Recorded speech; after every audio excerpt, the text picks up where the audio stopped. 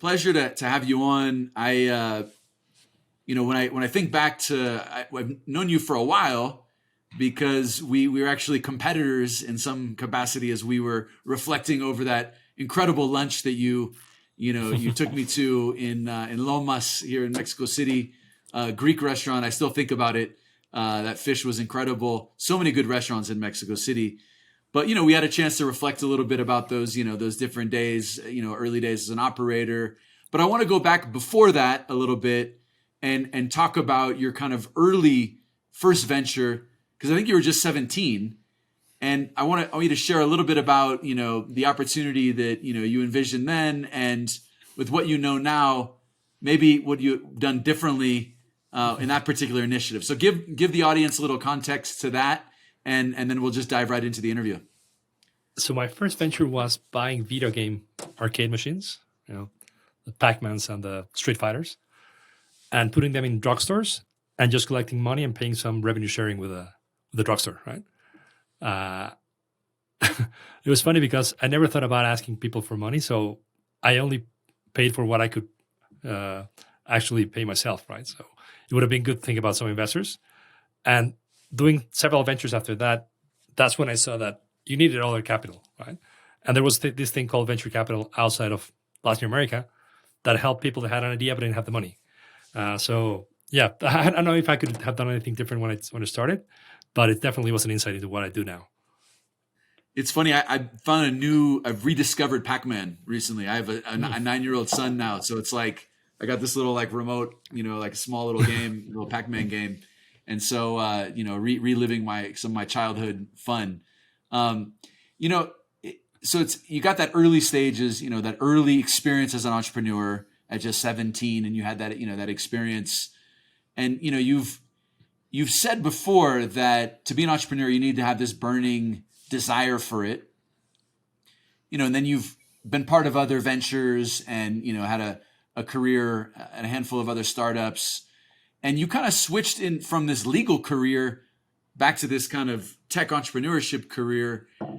Talk about your eureka moment where, you're studying law and then all of a sudden you're, now you're working in venture and you worked as an operator and as an entrepreneur. So share with me kind of how that worked out in your mind.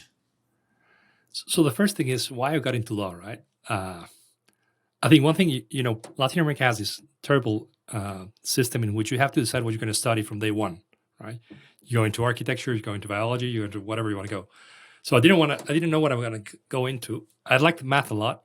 So I thought that if I went to something math related, I would end up like the guy from the Pi movie. I don't know if you saw it, where he becomes obsessed with pi and he's the number everywhere. So I thought that law would be a great complement, right? Because it would be the other extreme, right? It would get me to work for other things. And also, I had seen too many Hollywood movies, right, where the CEO was a lawyer and lawyers were these heroes that came in and saved the day. That doesn't happen in real life. And I found that like 2 weeks into my program. So I stuck with it. I worked as a lawyer, always thinking that at some point I'm going to change to business. But once I tried to change to business, in Latin America at that time, it was almost impossible, right? They would always send you to the legal department of some company. Like I remember interviewing for Goldman Sachs for a private banking position and said, "Oh, you're great, but we want you to go to the legal department." It's like, no, I don't want to do that. So that was around 96, 97.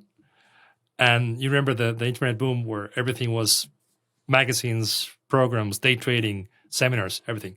And it always came back to venture capital. And that's going back to my entrepreneurial days. It just reflected on this thing about, oh, you mean you can get money from others to help you launch something? That seems great. I got to do that. So I went to business school with the idea that I was going to do VC in 2000. I think they're still laughing at me at the Career Services Center saying, oh, yeah, you're going to go into VC, right? I thought they were good, like maybe like IBM, right? So that died off pretty quickly. And I kept it at the back of my mind, but never really pursued it, right? Until I ended up having to start my own fund because there were no opportunities. And before that, I mean, you worked in a handful of other, I kind of made reference to us competing because you worked at a company that we ended up competing with, which was Navent in the prop tech space, based in Argentina, but had a presence all over Latin America. And you ran, a lot of the Mexico operations.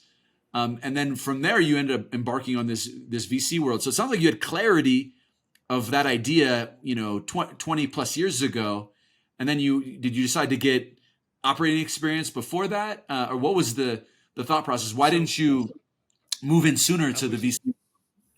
I wish it had been as methodical as you think about it. But like I said, I just parked it at some point in my brain, like someday VC, something I would like to pursue. And then I moved to Argentina. I started off with Grupalia, which we sold off to Peixe Urbano, then Navent. And while at Navent, I sort of had forgotten about doing VC, but we had as our main shareholder Tiger, right? And at one board meeting in Tiger, we were doing terrible in Brazil. You were beating us badly, right? It was a very hard market, very competitive, a lot of costs, a lot of people with a lot of money. And we're doing great outside of Brazil. Like we were growing 3x in Peru, Argentina, Colombia, Mexico, Ecuador. But the Tiger guys only cared about Brazil. And I was just mystified by it. Why do they care about somewhere where we're losing like 5-0? And they don't care about the other that are profitable. We have positive EBITDA. So I said, there's got to be something in VC outside of Brazil, right? And if you put together all of outside Brazil, there's something relevant there. So I started thinking about how do you go about creating a fund? And it took us almost 3 years to figure out what a fund is. As you know, it's a pretty opaque business where there's not a lot of insight. So we did have a clear vision that there was something to do in Spanish-speaking Latam that wasn't being addressed by other funds, which were very focused on Brazil. And that was the genesis of it. You mentioned something about, you said you'd wish you'd been, you kind of making a self-deprecating joke about, being systematic in your decision-making. And it was more it sounds like it was more just like opportunistic and you kind of stumbled on these opportunities. Do you think the best entrepreneurs are hyper-systematic with deciding what the opportunities that they should tackle? Or do you think the best entrepreneurs they think unfold based on a series of events that happen and then they end up, what do you, and your pattern recognition, having now seen, hundreds, if not thousands of deals, and you look at, you invest in some great entrepreneurs, do you think it's a more systematic approach, or do you think it's more of a serendipitous kind of, thing that you come across? That is a great question. I think the systematic approach works, but doesn't usually work for VC investments, right? I think most systematic entrepreneurs are going to have a great lifestyle business, but it's hard to think of something exponential. I think the best VC-backed entrepreneurs, they start off with a lot of passion, and they have this 15-20% of going analytically about it and just fine-tuning their idea, right? So the initial jumpstart is really passion and something they love. But really getting that to where they want to work with, I think that takes the systematic part and the analytical part. So I think it's a mix, mostly heart, but a lot of smarts as well. You said that you had this idea of this getting involved in venture capital, 20 plus years ago, and definitely the ecosystem wasn't ready for it. What is it about the VC ecosystem or like being an investor attracted you? Like, what do you like about it? That's a good question. So I think basically because I ran out of ideas as an entrepreneur, right? So I couldn't be an entrepreneur anymore because I didn't have any more ideas. So I thought I might as well help someone. And also, I think being a VC at the stage in my life where I was 35, 40 years old. So I think it's a different kind of energy and a different kind of reflection being an entrepreneur than being a VC, right? A VC is more laid back. You're not in control. You have to be able to trust others. You have to be able to delegate. And I think I didn't have that when I was younger. Right? I think that I have that now. And I think the impact of being a VC is very different from the impact of being an entrepreneur. It's not better or worse. It's just different. Right? And I also discovered that as I grew older, I preferred more and more learning about different things than being very focused on one thing. And as an entrepreneur, you have to be blindsided by just one thing, right? You have to completely have total focus on one thing. And I don't have that anymore. Yeah, the hyper focus is what unlocks value as a founder. So talking about venture capital, and I'm curious because I know that I met, I think, Eric at a Kavak kind of offsite retreat at Stanford. We were you there too? Yeah. Remind me. I'm trying to remember. No, I wasn't, but Eric was there. Yeah. Yeah. So Eric was there. Your business partner, other GP of the fund. And I remember meeting him, and he had, worked in kind of, related to Meli. I think he'd worked at Meli, right, in those early days, and that's probably his connection with Hernan and Nico. And I remember at the time you guys were Jaguar, and then you did a name change. Tell me more about where the name Wollef came from, and why the name change, and give us some context there, because I don't know if I've ever asked you that question. And I remember when you made the transition, and it's hard to make a transition with a name, right? Because I was remember you guys, the Jaguar guys, and now you've successfully made that jump in my mind into Wollef, but it's a challenge. And so, what was the impetus for making the name change, and then what does Wollef represent? So the first thing was getting Jaguar as a name, and Jaguar was something that we gave a lot of thought into, because Jaguar is a native feline to the Americas. Its presence goes from the southern U.S. to the northern Argentina, so it's perfect Latin America. It's a apex predator, so Jaguar beats everything. It beats crocodiles, it beats eagles. It doesn't care, right? It just kills. But again, it's a predator that's known for balancing ecosystems. So a jaguar doesn't kill for the art of killing; it just kills to eat, right? So that's also. So we liked that a lot. That was the idea for why Jaguar. We started going with Jaguar in 2013, and the problem was that Jaguar is the same name for a lot of funds around the world. You have private equity funds, you have real estate funds, you have growth capital funds, you have infrastructure funds, you have everything. So there was some confusion when we saw some LPs, as they were thinking they were going to speak with an energy fund, and they were asking us about our deep sea platform strategy. And I was like, I don't know. What do you mean platform? Do you mean Facebook or what? Right? So that didn't work. And then Jaguar being a noun is really hard to trademark. Right? There's so much. So we came to realize that we had to change the name. Right? That was the main thing. And then the second part was, what do we change it to? Right. So one thing we had thought about was the other animal we really liked was wolves. Right? Wolves are similar to jaguars in their predators, but they have some things that we liked a lot better than the jaguar. And at one point we thought, I think we screwed up with jaguar. We should be wolf in the beginning. The first thing is that wolves are the most social predators in the world. Right? They're always attacking packs. They always live in packs. They're super faithful. You have both alpha males and alpha females, which is something rare in the animal kingdom, right? Usually lions, most predators have only male alphas. And so it was very clear that wolf would be a great name, right? But then we were going to the same thing about jaguar. It's like, tomorrow's going to be a wolf energy or wolf whatever, or lobo or whatever. So we hired a design agency, and they came up with different works on the word itself. And Wollef is wolf in Luxembourgish, which we have nothing to do with Luxembourg, but it's a rare enough dialect or language, I don't know what it is, that it was available for trademarking every way, right? You could have the URL, you could have the trademark, you have the everything. And so we changed to Wollef. And one thing we did right, I think, is that from the day we changed to Wollef, we've never talked about the other name. And so now it's very clear that we're Wollef and we're not Jaguar. So that's a fascinating, kind of story, and you really have to create a distinction for your brand, right? You've got to have a name that, and it's hard to create something from scratch. There's a great article from Rich Barton, who is the founder of Zillow, Glassdoor, Expedia.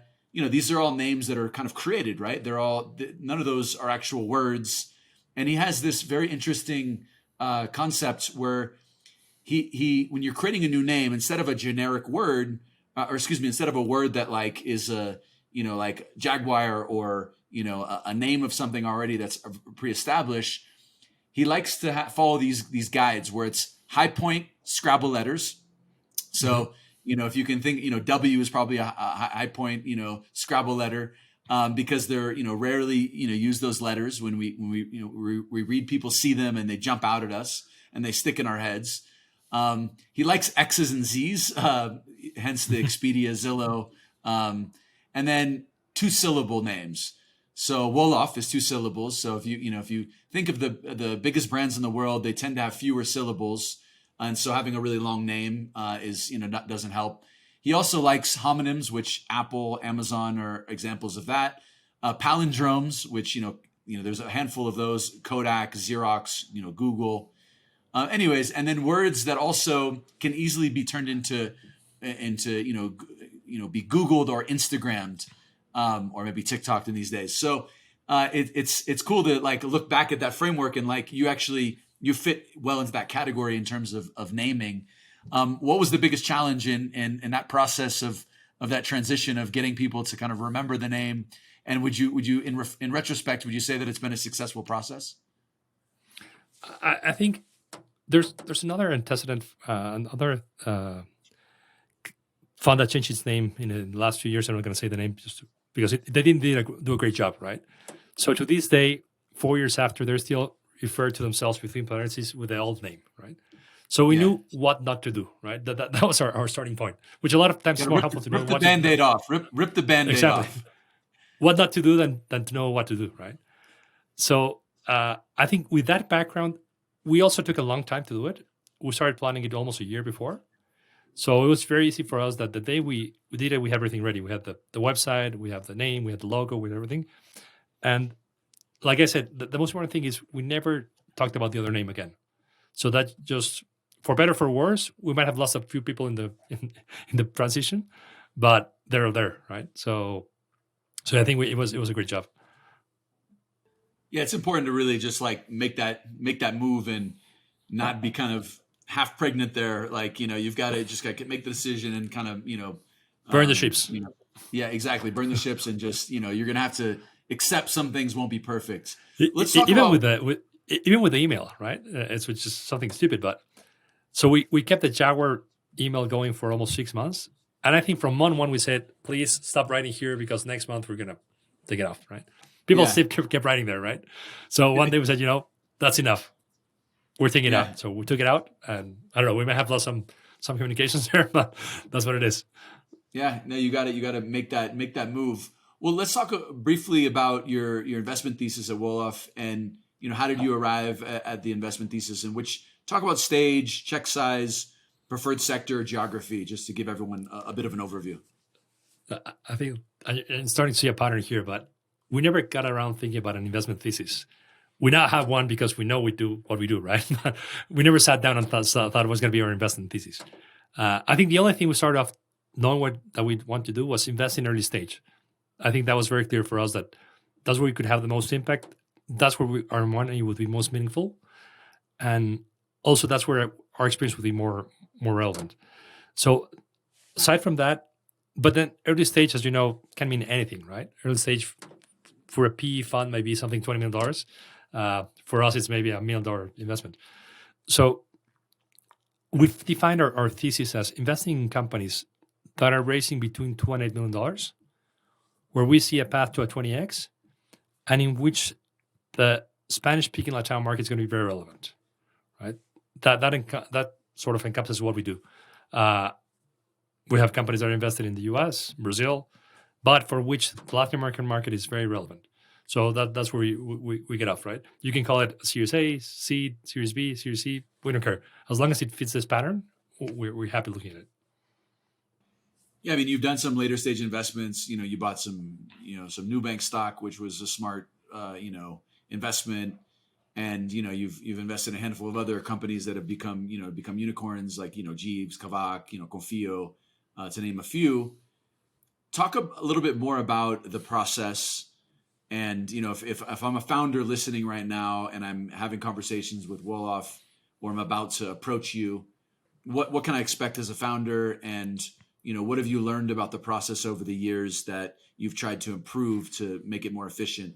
Talk a little bit more in the nuts and bolts of, how as a firm you look at companies. So the first thing is, I wouldn't try doing a cold email. We've done one cold email investment in our whole history, and I don't think we're going to repeat that, right? So any way you can get some sort of warm introduction, look for it, right? If you're not doing that, I mean, if there's no other choice, do a cold email, but just realize that the chances are very, very low, right? The way we work is once we get information from an investor, from a founder, we schedule a call. It's usually a 1 hour call. We do GP calls separately, right?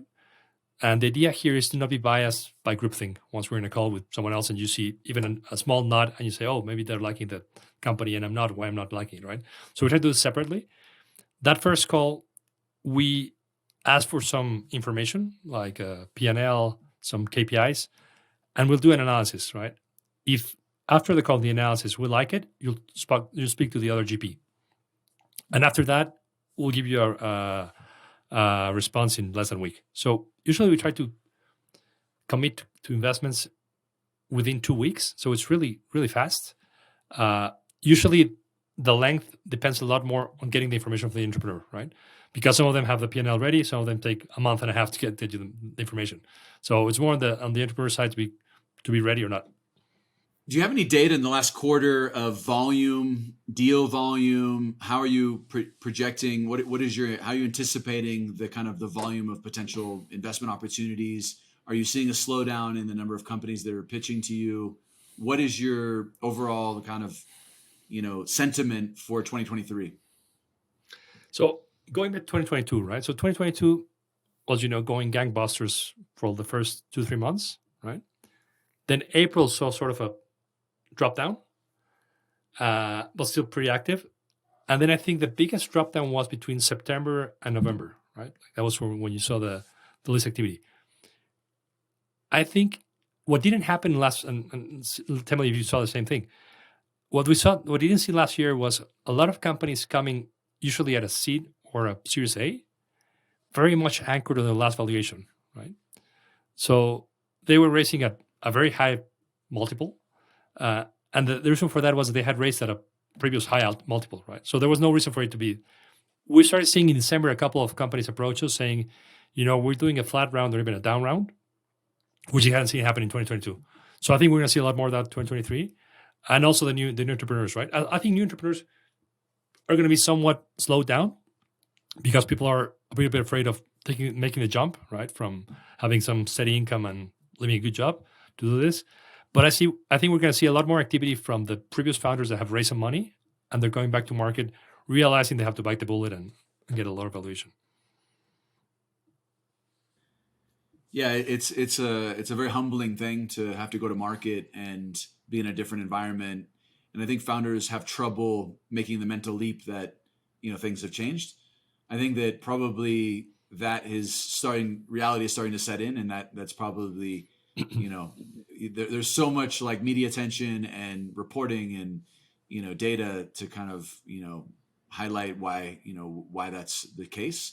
And if you're just, looking at public market comps is something that, gives, a bit of kind of numerical reasoning. I want to talk a little bit more about, so the fund, give us the timeline. When did you raise your first fund? Where are you today? And, kind of talk more about, AUM and your future plans for fundraising. So the first fund, this idea for doing our first fund came in late 2012. Late 2012. So we started thinking about the fund in 2013. We went to market in the middle of 2013, and it took us about a year and a half to get the first commitment.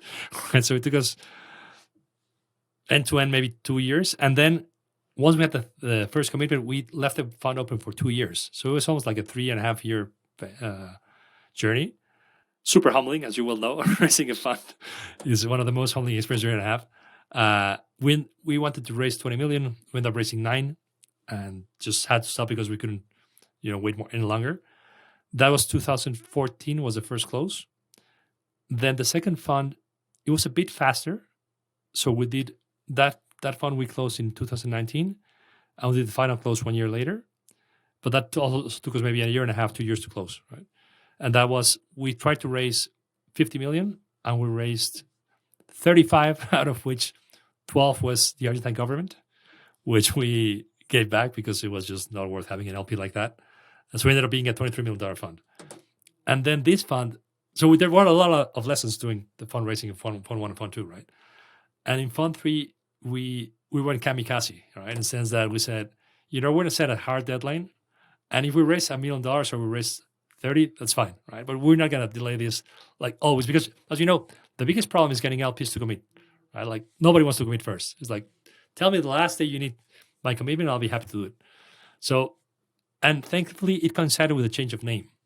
So it was a great excuse to reconnect with a lot of folks, telling me them about the name change, what we're doing now, and we're raising a new fund. So that fund we raised in 4 months. And we did a first close last year for 75 million.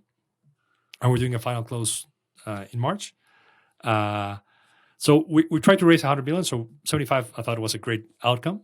And we're probably going to get close to 100 once we close in March. So overall, we're now managing around $100 million. That's the AUM. Okay, so 923 and then 75 plus, so it'll be 100 and some change then. Yeah. Yeah. And it sounds like do you think it was easier because it was Fund 3? The mechanics of how we did it helped a lot, but also it helped that it was a Fund 3 and not a Fund 1 or Fund 2, right? Because Fund 3, there's now some realizations from Fund 1. So it's not just paper gains. And Fund 2 has some paper gains. So the mixture of those two were good. And also, we started raising in October 2021, which was before the whole slowdown. So that helped a lot. I think it helped. The mechanics helped in that it showed a lot of conviction in ourselves that we were, from day one, we said, we're going to close in March, come what may. And a lot of LPs say, oh, yeah, everyone says that, and they never close, right? So being able to really do that and call them in early March to say, hey, we're closing at the end of this month. Are you in or are you out? Really put a lot of people to work that were just been waiting on us saying, yeah, we're going to come back saying it's December, the real close, right? And that's the biggest learning, that I think Fund 1 and Fund 2 is very similar to pre-seed and seed when you're raising for a company, in which pre-seed is just, a great idea, and that's Fund 1. Fund 2 is, you have some traction, some MVP things going on, but still very early. And Fund 3, you now have some customers, you have some product market fit. And that's what worked for us. Yeah, I think that founders sometimes forget that, GPs are out constantly fundraising from LPs, and it's quite a similar process. I'm realizing, I'm having calls with folks. We raised our first fund, a rolling fund. We've deployed a good portion of it. It's about $13-14 million in our first fund. And I'm just starting to have conversations to roll the second fund in a more traditional fashion. And one thing that I realize is that it's very similar to fundraising from the standpoint of even more exaggerated, probably, where you talk to LPs and it's like, oh, we don't invest at this stage, or the check size we need to invest is a minimum 20, and you're raising a $25 or $30 million fund, and maximum you're going to have 10 to 20%, of the fund with one LP. And so these are things that there's a striking similarity to fundraising for a fund, and like you pointed out, it may even be harder to raise a fund than it is a money for a company, given that like the sense of urgency also is not quite there for LPs mostly. There's a lot of the momentum building when you're raising for a company is it's much more efficient and effective to be able to run a process and have a hard deadline. But a lot of these LPs, especially if they're managing money for other people, there's less of an urgency to go out and kind of push through. Well, anyways, I'm learning, and I'll share my lessons here as we're going to start actually, fundraising this year. We did pre-marketing for our last fund, and Tommy and the team are now kind of hustling to make that happen. So I'm sure I'll tap you for some of your wisdom here. Absolutely. Been through the process, and I'll make it available all the lessons with all the listeners here, because it's rare that you get an inside look at what the fundraising process looks like for a fund. Like I said, VC is such an opaque business, right? Every aspect of it: investing, fundraising, managing companies. It's a true apprenticeship business. No, absolutely. If we can democratize more access, I think that it'll help a lot. And I want to let's kind of carve into some more personal stuff. And you describe yourself as a resolute optimist, and you've called it an essential entrepreneurial superpower. I also relate to that deeply as an optimist. My dad always says there's no future in being a pessimist.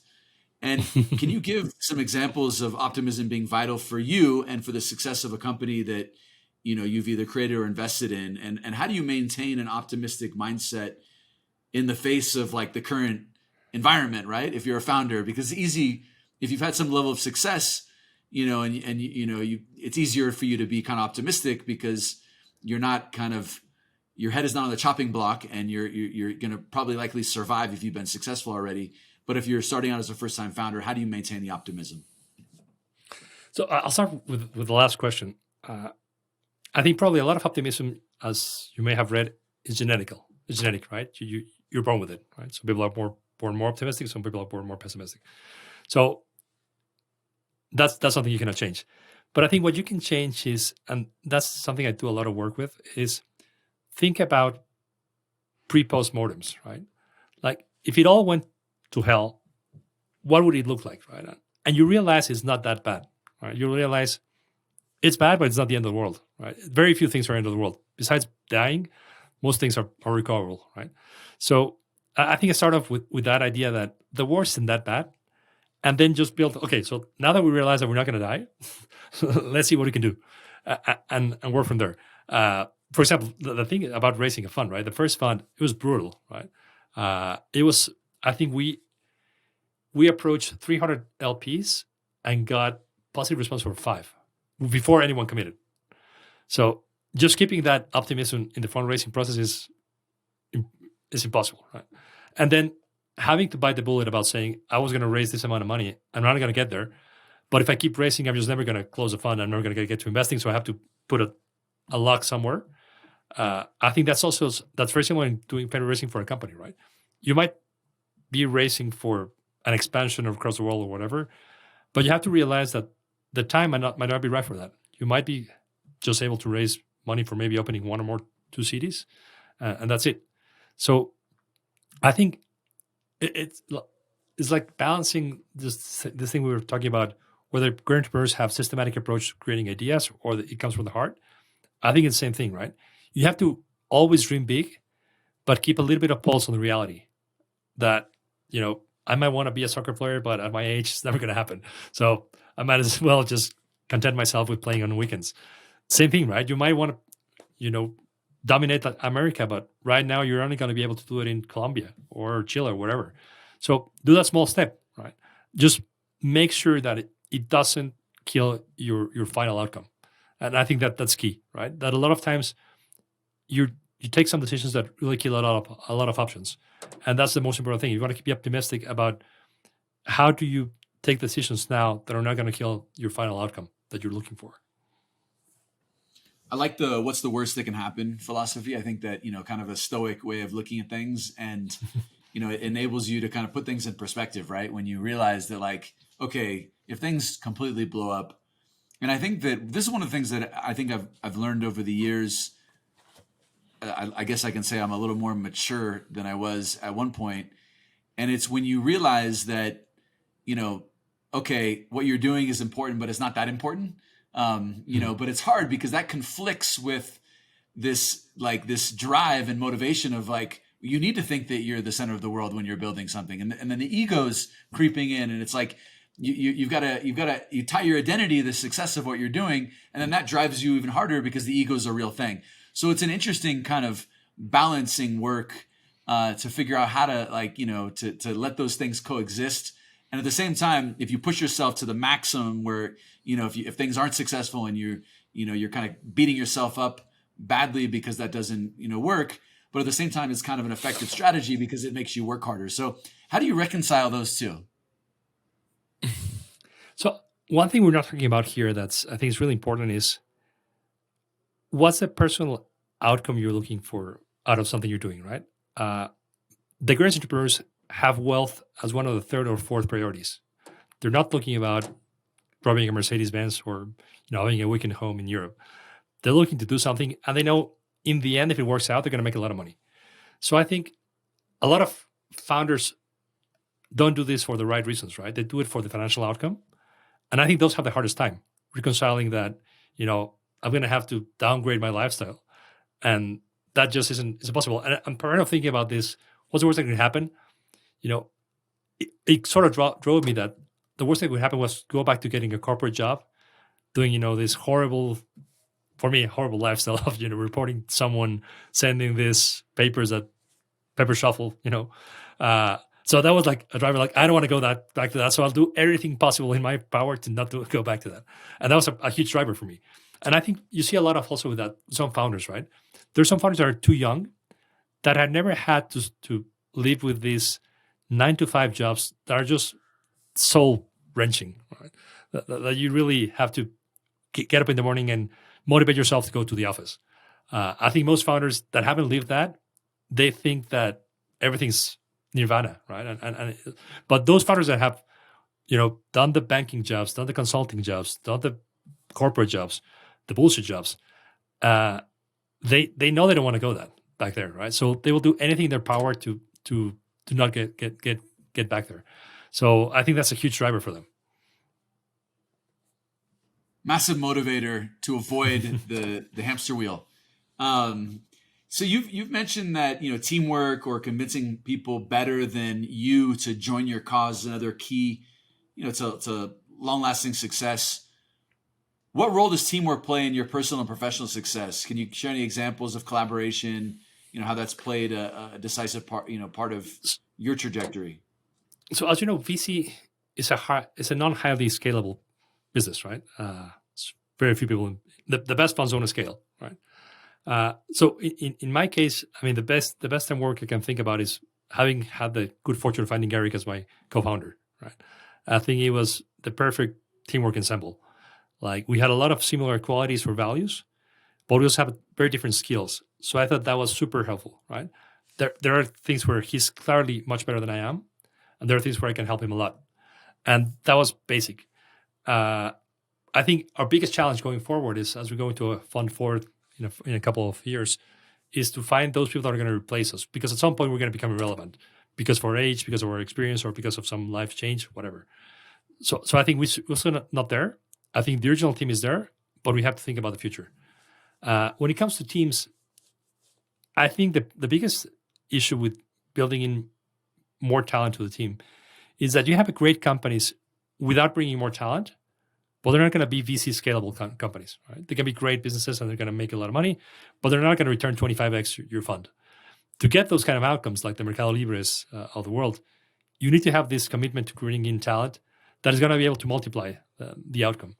And that's something really hard for a lot of founders to think about. Some of them just have some ego trip, like you said, like, how am I going to hire someone that's better than me? A lot of times, those second hires make a lot more money than the founders. And it's a hard bullet also for the founder to say, hey, I'm not the guy who makes the most money in my company.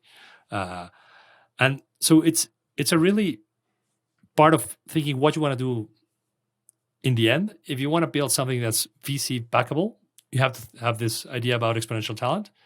If you're interested in raising VC money, you might not need to do that, right? It's another road, and it just works as well. Just to double click on your comment on the qualities that Eric brings to the table and that you bring to the table, what are the concrete things that make the partnership strong, where you really kind of complement each other? I think I'm much more curious than Eric is in some things, right? I think Eric has some more hard-defined limits on what to do, what not to do. I think I'm more open to exploring some things. And then again, there's some issues where I think I'm more strict than he is, right? So I think that allows us to be flexible and strict at some times, because one value we both share that's really important is that we have an open mind mentality, right? So we're always willing to think that we're wrong. And that helps when you have the other person with different qualities. Because if we were stubborn and also have these strict ideas, it would be very hard to do some things, because it would be like, if this isn't square, we're not investing, right? So for me, for example, there's some things like valuation, right? For me, I'm very strictly with valuation. Eric sometimes goes back and forth and saying, hey, maybe valuation is not that important at the beginning. So I think that mix of us both looking at different ways helps. We're both very, very similar when we think about talent. Like, talent has to be high value, high energy, high vision. But then again, when we think about markets, I think Eric has a more open vision for markets than I have. So it's that kind of complementary. That's not exactly one skill per se. It's not like I do selling and he does operations. It's more about how do we approach analyzing things. Yeah, it's important to understand and identify those things. And the amazing thing about partnerships is that, and I've already noticed this with my co-founders, is, we've been doing this for a couple of years now, but that trust base layer, really grows and you can build on top of it. And then when I got to the point with my other co-founders, a lot of times we could finish each other's sentences because we had such a deep kind of understanding and empathy. And those are incredible. That's incredible value. That's why second-time founders, third-time founders that have been part with a team, that even if they failed miserably, prior to their new venture, there's so many lessons that are learned. So just to kind of wrap up here, you've got a podcast, right? With Lucas. Yeah, we started a few months ago. Yeah, that's awesome. How's that going? It's fun. I mean, for me, it's like a therapy session, right? I use it as a way to vent and think things out loud. We didn't have any, or at least I didn't have any goals about it. But I'm surprised by how many people have, glued into it and really like the things we're talking about. I think it's a great complementary the way Lucas and me. I think I'm much more low key than Lucas is, and that complements a lot what we think. But at the end, it's also, like I said, similar to Eric, we have both similar values, and that's always starting point. But we might have different approaches or different lookouts in life, right? But so yeah, I'm liking it a lot. That's awesome. Yeah, Lucas is a Latitude. He's a Latituder. He's also an LP in the fund, and great entrepreneur that is really focusing on bootstrapping businesses, which I think is definitely in style right now. If you're a founder and you've been bootstrapping, you're probably adored because you've been able to manage your cash efficiently. So shout out to Lucas. And I'm going to end with a question that you ask on your podcast: is what family member do you try to look up to? And so I'm going to ask you the same question. And I think I have the worst answer for this question because it's very obvious. It's my mom and my dad for very different reasons, right? My mom took care of us since we were 10 because my dad passed away when I was very young. So I didn't get to know my dad that well. I have few memories. But one thing that's very interesting to me is I'm named after him, right? So he was Cristobal. My grandfather was Cristobal, and so on up, right? And we share the name and the last name. And even though, like I said, I didn't get to know him a lot, there's been several times in my life that I've come across someone from industry that they hear my name and they immediately ask me about my dad, right? And the reaction they have when I say I'm their son is really amazing. Like, he was clearly an upstanding guy because everybody respects him a lot. And that's something that's both something that gives you a lot of pride and something that also drives me to be better, right? To do something. So that's why, so even though I didn't know him that well, I really have a lot of admiration for what he did, for whatever he did right, because there's a lot of people that still love him. And my mom, I admire the way she put her life aside just to take care of us since we were 10, right? Like that. I admire that a lot. She didn't have, thankfully, economic need to go out and work. But even with that, she could have just, left us with a nanny and have a social life, right? And she didn't do that, right? She was very instrumental in our education, our goals, what we did in life. And I'd really admire that she was able to do that. Well, that's you said it wasn't a good answer, but that's a great answer. And the fact that you've had the hardship of, I'm thinking about my son who's almost 10, that's a really, obviously a major gap that, existed. And it sounds like he had some incredible foundations that impacted you for a long time. What were the lessons in that's a lot of responsibility, right? When you're a 10-year-old and all of a sudden, there's a major gap. What did you learn about yourself in that process? So it's a funny things, right? Like, for example, I didn't have anyone to show me how to tie a tie, right? Because there was no man in the house, right? So I remember going to a friend's house and asking him, hey, can you help? Can you ask your dad to help me learn how to tie a tie? Because I have no idea, right?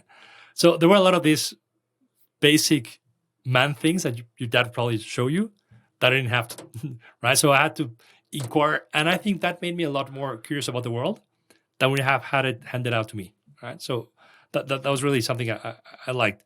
So my family has a typical immigrant story.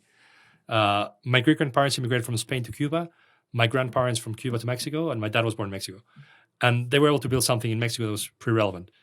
So I also had this idea of my dad being this entrepreneur because they always worked for themselves. They had sugarcane plantations, and that always made it like going to work for someone was not something that I would ever imagine doing. Right? So this entrepreneurial bug, also because I had this figure of my dad as being this thing that I didn't have to ask, be able to ask questions from, but I had this idea of him.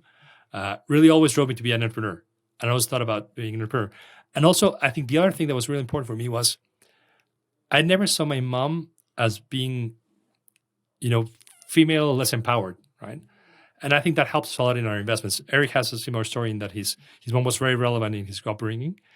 And for us, when we see an entrepreneur, we don't care if it's female or male or Martian, right? We see the entrepreneur. And I think that really helps us in trying to be less biased when we look at companies than maybe some other investors that might have this idea of, women stay at home and they have to have children or whatever. I didn't have that. No, and you mentioned, Wollef, the name, the wolf, and that there's, the kind of the alpha female and alpha male, so there's that kind of, example in terms of the name and having, a really strong kind of mother in your story. And Eric's is, that's definitely like a massive thing that will shape you as like a person. And so, we'll congrats on the story of, what you've been able to build up until now. And, I think these moments of like difficulty and challenge in your life, there are moments that really test you, obviously, and they force you to kind of evolve. And it sounded like it made you more inquisitive. It made you, go out and ask for help for things or support. And, it sounds like that contributed to your, the person you are today. So, anyways, it's an amazing story, and congrats on everything that you've been able to do up until now. We've definitely a handful of investments that I've seen you guys do, and being that early investor in a handful of really meaningful companies, it's been great, and being able to compete with you back in the day. I remember when you made the transition into investor, and I was like, oh, that's really interesting. Like he's jumping into the investment space, and hearing how difficult it was back then, and how it's changed in the last decade. So bright future for Wollef, and excited to partner with you at Latitude as we move forward, and hopefully we can co-invest in some stuff together and send you some great deals from the community as well. Excellent. Yeah, no, thank you for having me. It's always a pleasure to tell my story. And I look forward to being on your podcast shortly here. Of course.